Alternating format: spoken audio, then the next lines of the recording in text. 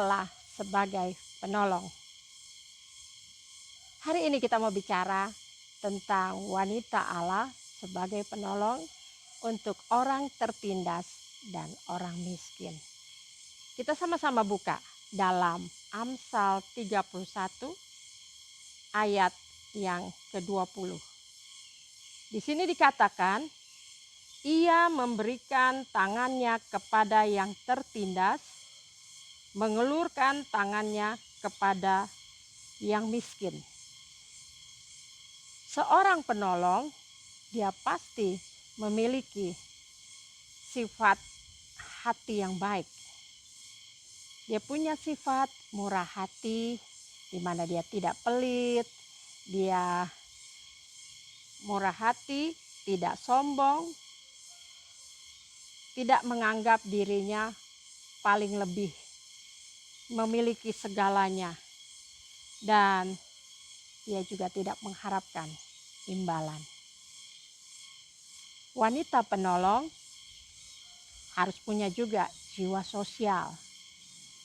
Dan saya percaya wanita Allah, wanita istimewa, dapat menolong sesamanya. Bahkan Amsal 11 ayat 17 katakan, orang yang murah hati berbuat baik kepada diri sendiri.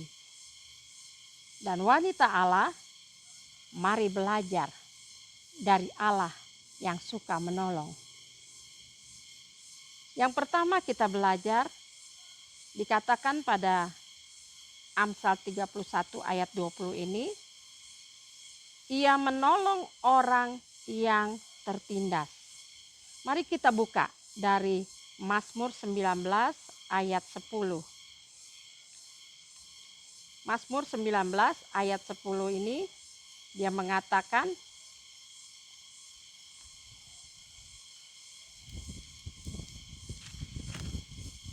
takut akan Tuhan itu suci, tetap ada untuk selamanya. Jadi wanita penolong, dia punya hati takut akan Tuhan dan dia memegang hukum-hukum Tuhan itu yang benar dan adil. Hukum yang mana? Ini, Alkitab ini, firman Tuhan ini, hukum Tuhan yang adil, hukum Allah yang benar untuk selamanya. Haleluya. Untuk selamanya kita pegang hukum-hukumnya Tuhan ini, hukum-hukumnya Allah ini. Luar biasa. Dan wanita Allah punya hati yang takut akan Tuhan dan itu suci di hadapan Tuhan. Dan hukumnya ini adil semuanya. Hukum Tuhan itu adil.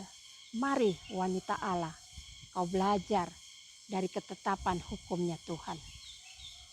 Bahkan Mazmur 119 ayat 67 dia mengatakan, siapa orang tertindas yang akan ditolong oleh wanita ya Allah. Dikatakan, sebelum aku tertindas, aku menyimpang, tetapi sekarang aku berpegang pada janjimu.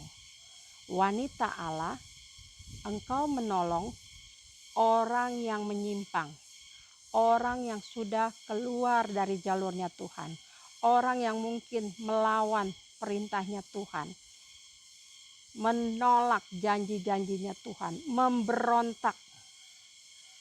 Tetapi saat orang itu kembali kepada Tuhan dan orang itu kembali memegang janjinya Tuhan, engkau memberikan tanganmu buat mereka. Engkau menolong mereka, engkau mau menerima mereka kembali. Engkau punya hati untuk mengampuni. Luar biasa. Sehingga orang yang tertindas dan kembali kepada janjinya Tuhan bisa berkata seperti Mazmur 119 ayat 71 yang mengatakan bahwa aku tertindas itu baik bagiku. supaya aku belajar ketetapan-ketetapanmu. Orang yang tertindas tadi, dia merasakan itu sebuah kebaikan saat dia tertindas. Karena dia tahu kesalahannya dia. Jadi dia katakan, aku tertindas itu baik bagiku. Supaya aku belajar ketetapan-ketetapanmu. Supaya aku belajar hukum-hukumnya Tuhan. Supaya aku belajar maunya Tuhan. Dan wanita, ya Allah, wanita penolong, engkau menerima orang-orang yang kembali kepada Tuhan. Ini luar biasa. Engkau mau menerima orang-orang seperti itu. Haleluya. Dan di sini dikatakan wanita Allah, wanita yang menolong orang yang tertindas. Itu yang pertama. Dan yang kedua dikatakan wanita Allah, dia menolong juga orang yang miskin.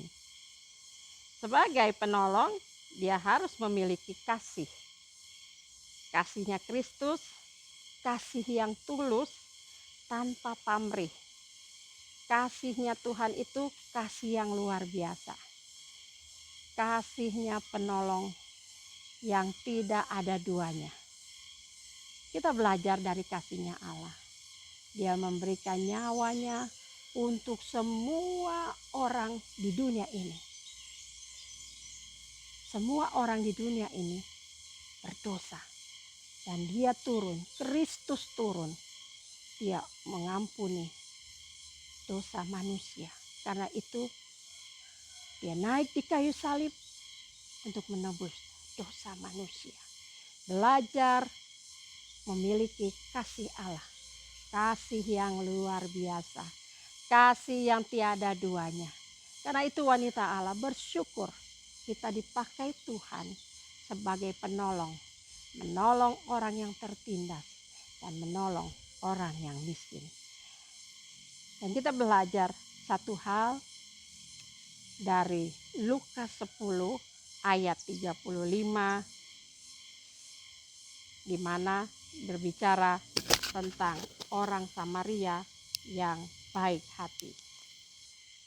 Lukas 10 ayat 30 sampai 35 mengatakan, jawab Yesus adalah seorang yang turun dari Yerusalem ke Yeriko.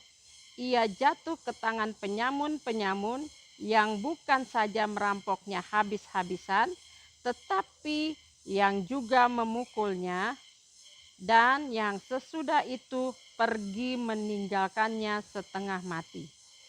Kebetulan ada seorang imam turun melalui jalan itu. Ia melihat orang itu, tetapi ia melewatinya dari seberang jalan. Demikian juga seorang Lewi datang ke tempat itu. Ketika ia melihat orang itu, ia melewatinya dari seberang jalan. Lalu datang seorang Samaria yang sedang dalam perjalanan ke tempat itu. Dan ketika ia melihat orang itu, tergeraklah hatinya oleh belas kasihan. Ia pergi kepadanya, lalu membalut luka-lukanya. Sesudah ia menyiraminya dengan minyak dan anggur. Kemudian ia menaikkan orang itu ke atas keledai tunggangannya sendiri, lalu membawanya ke tempat penginapan dan merawatnya. Keesokan harinya ia menyerahkan 2 dinar kepada pemilik penginapan itu. Katanya, rawatlah dia, dan jika kau belanjakan lebih dari ini, aku akan menggantinya waktu aku kembali. Puji Tuhan, kita mau belajar dari kebaikan hati seorang Samaria. Di mana di sini dikatakan ada seorang yang jatuh ke tangan para penyamun. Dan dia dirampok habis-habisan. bukan saja dirampok habis-habisan hartanya semua, tetapi dia juga dipukuli. Dan dia ditinggalkan begitu saja oleh para kawanan penyamun. Dan ini sangat menyakitkan sekali. Tidak ada orang yang mau menolong. Padahal saat itu datang seorang imam lewat jalan itu.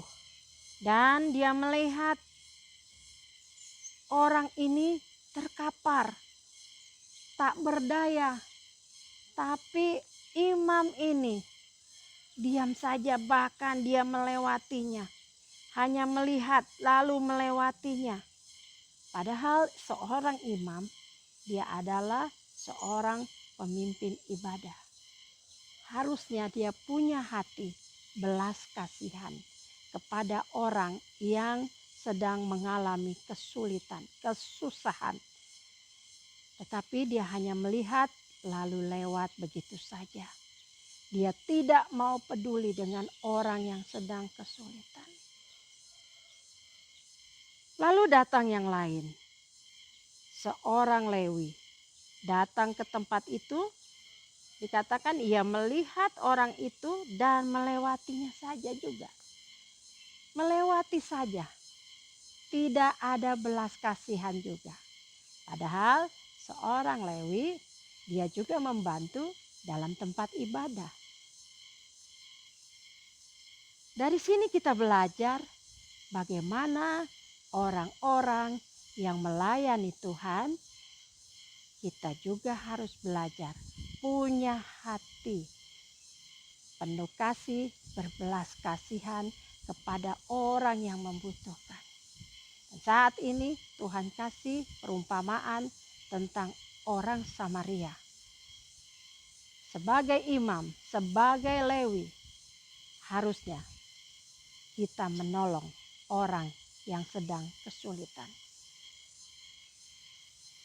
Kita mau belajar bagaimana orang Samaria saat dia melewati jalan itu dan dia melihat orang itu yang sedang kesulitan, yang sedang babak belur mungkin, yang dikatakan di sini sudah setengah mati.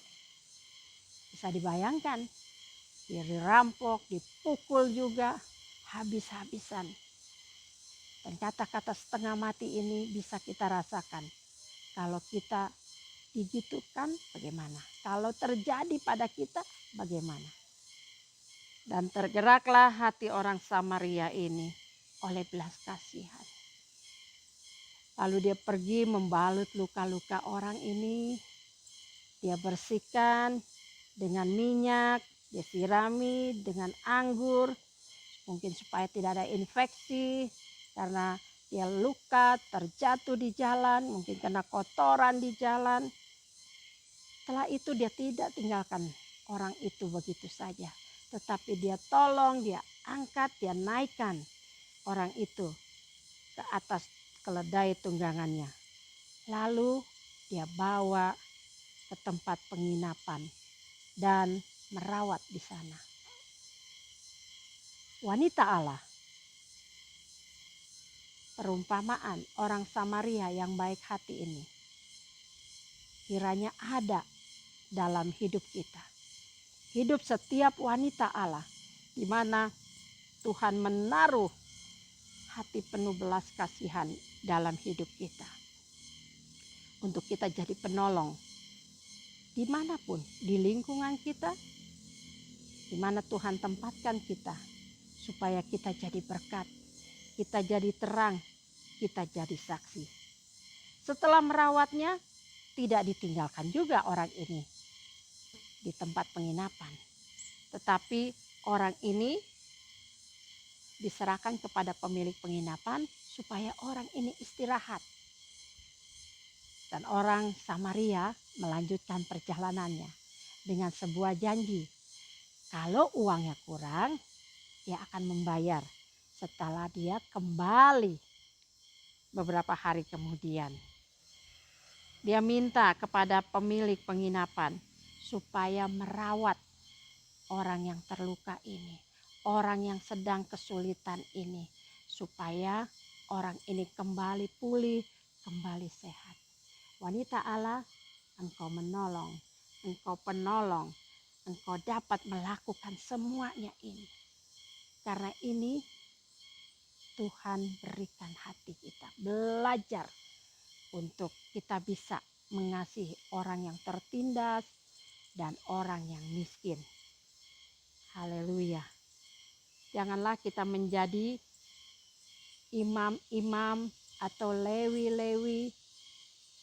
Kita melayani, kita memimpin ibadah, tetapi kita tidak punya hati untuk menolong orang yang susah. Kita hanya mau dilihat orang waktu kita melayani. Mungkin di gereja, mungkin di lingkungan, mungkin dalam komsel, mungkin dalam tempat-tempat ibadah lain seperti acara kaum wanita. Tetapi itu tidak ada gunanya kalau kita tidak memiliki kasih. Kita baca 1 Korintus 13 ayat 1, di mana dikatakan,